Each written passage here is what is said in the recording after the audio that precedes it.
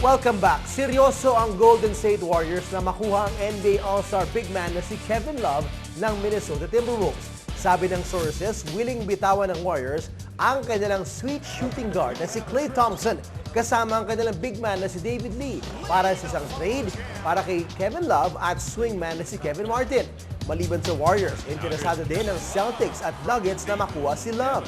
Ang 6'10 power forward ay isa sa mga top MVP candidates nitong past season after averaging 26 points and over 12 rebounds per game. Kasama na dyan ang kanyang deadly outside shooting. Nagsabi na siya sa T-Wolves na ayaw na niya sa team dahil hindi sila maka-advance sa playoffs sa buong 6-year career niya sa NBA. Speaking of Kevin Love, nasa Pilipinas ang NBA superstar para i-meet ang kanyang mga Pinoy fans. Kanina dumalaw siya sa Manila Boys Town at bukas naman ay attend siya ng isang exhibition match sa Araneta Coliseum. Nakausap natin kanina si Love at narito ang ating interview. Kevin, welcome to the Philippines. Appreciate it. Well, first of all, of course, the Philippines is such a basketball-crazy country.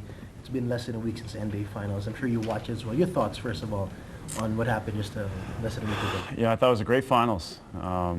Obviously coming off last year, everybody wanted to see what would happen next time around. Tim Duncan mentioned before the series that they were going to get the job done this time, and he wasn't lying. They really came out and played great team basketball like they had throughout the entire year. They had the best road record.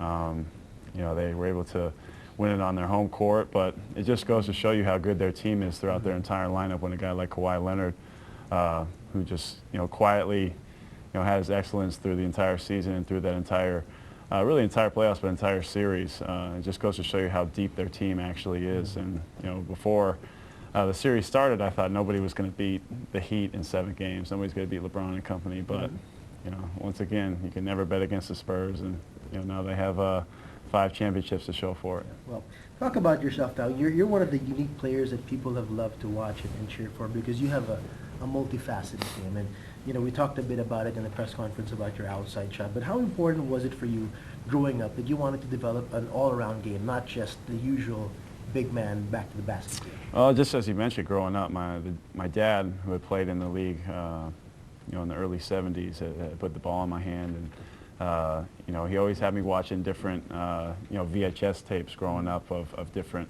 players, whether it was Charles Barkley and obviously Michael Jordan, Larry Bird, Magic Johnson, and those were guys with a lot of size, but also a lot of skill as well.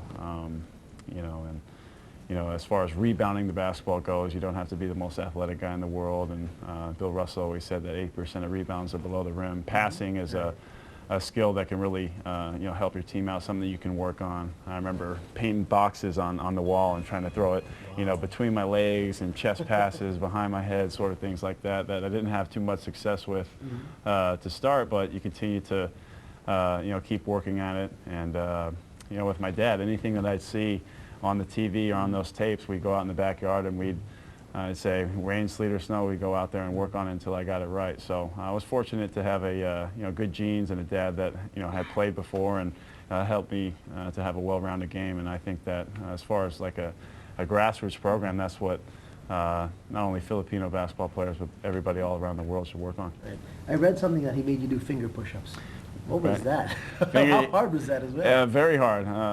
To this day, I still do some of that when I do yoga throughout the off season and sometimes during the season to keep me loose. And he actually mentioned that Wes Unseld, who I'm named after, Kevin Wesley Love, is he was someone who actually did the fingertip push-ups, who he saw. So I actually always wanted to play baseball as well. Baseball was my other love in sport, and he said you got to build up your forearms, you got to build up your wrist strength, your hand strength, and that was a way of doing it for me. Yeah, the fingertip push-ups, and then he had me doing a little curl bar as well. But that was just one of the different kind of weird things my dad had me do growing up to improve my game and improve myself. You fell in love with the game because of the Celtics-Lakers rivalry. Right. Talk about that, how you grew up watching these guys and how intense that was for you. Well, my dad,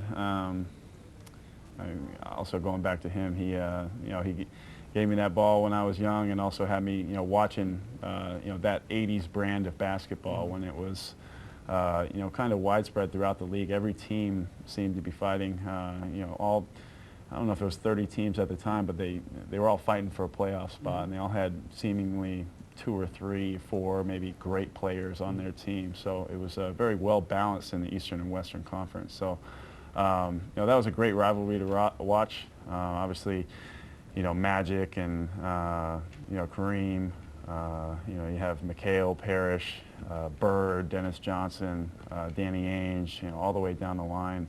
You know, different players that bring different stuff to the table. So that was something that I always loved to watch. And my dad said, he thinks he's funny, that when other kids were watching Big Bird, I was watching Larry Bird. So that's his little go-to saying there. Yeah. Is that something you want to be a part of right now? I mean, without mentioning any teams, you know, kind of situation right now. But is that something that you'd like to be in as a player in a kind of a rivalry like that? Oh, absolutely. And those are teams that were well, you know, I guess televised and well published, and everybody, you know, knew that, you know, those were the teams that they wanted to watch. But that was because they played a beautiful brand of basketball. They all shared the ball. You know, I think winning kind of takes care of everything. And yeah, it's something I definitely like to be a part of. You know, heading forward, I've been 6 years in the league now, and you know, just want to continue to keep fighting and keep playing for great teams. But in mentioning that, I'll be in the World Cup in Spain Right, this I want to year. ask you about that. How different is it to play for your team professionally and play for your country? It's very different. I mean, you know, what's the old cliche that holds true is that, you know, play for the name on the front rather than the name on the back. But anytime you get to represent your country, you know, wear it, you know, have their country name across your chest, and you know, get to hold the flag up. And I've been fortunate enough to be on the podiums that are just a little bit higher than the next person. So we had the gold medal around our neck. So it's definitely a way of feeling patriotic, kind of putting on for your country, and you get to team up with, you know, some of the world's best and some of your country's best. So it's really a lot of fun to take part in that. I'm looking forward to it this summer. All right, and we look forward to seeing you there as well as the Philippine team. So we wish you all the best. Thanks, Ken. I appreciate it. Thank you. Thank you.